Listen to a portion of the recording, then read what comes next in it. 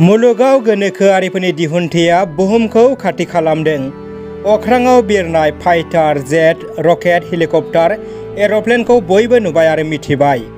बेनिनो गोनोखोनि गोदान मोनसे दिहुनथाया बुहुमखौ सोमोनांहोनायजों लोगोसे खोब सरसा लाबोदों। अख्राङाव साखा खबब्रै कारगारनि बिरनाया बुहुमनि थाखाय मोनसे गोदान मिजिं होफैबाय। खुलुमबाय लोगोफोर, नोंथांमोनखौ हारिमु इउटुब चेनेलनि गोदान बुहुमनि गोमोथाव भिडिअ'आव बरायबाय। नोंथांमोना भिडिअ'खौ आबुङै नाय, अब्ला मिथिनो हागोन। लोगोसे भिडिअ'खौ लाइक खालाम, भिडिअ'आ माबायदि जादों कमेन्ट खालामना फोरमाय आरो चेनेलाव गोदानब्ला साबस्क्राइब खालामनो गिबियाव गुरै खावलायबाय।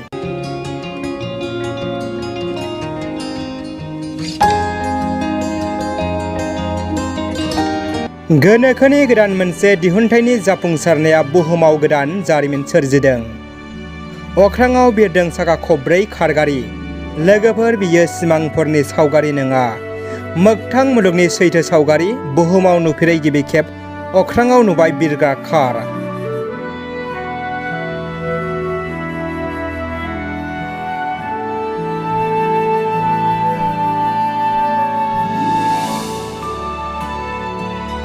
स्ल'भाकिया हादराव आबुं आनजाद नायनायनि उनाव बिरहोनाय जाबाय एयारकारखौ। एयारकारखौ दिहुनदों गोनोखोगिरि प्रफेसर स्टिफेन क्लेन आरो बिनि लोगो एल्टन जेजाया। आबुं आनजाद नायनाय आरो बिरहोनायाव बिथां सानै बिगियानगिरियाबो बाहागो लायो। आबुं 35 मिनिट सम स्ल'भाकियानि राजधानि नेटो उरां गाथोननिफ्राय बिरहोनाय जायो बे फ्लाइं कारखौ। बे बिरग्रा कार गारियाव 160 पावार BMW इन्जिनखौ बाहायनाय जादों। उन समाव गोख्रोंसिन इन्जिन बाहायनाय जागोननि इसारा। बे फ्लाइं कार एबा एयारकार गारिया 8200 फुट गोजौ उदां अख्रांजों बिरनो हानाय गोहो दङ।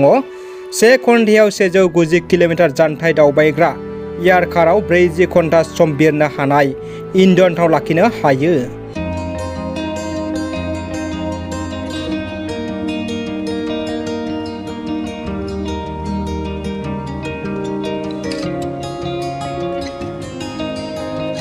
आबुं आनजाद नायनाय समाव खौरांगिरिफोरबो दंमोन।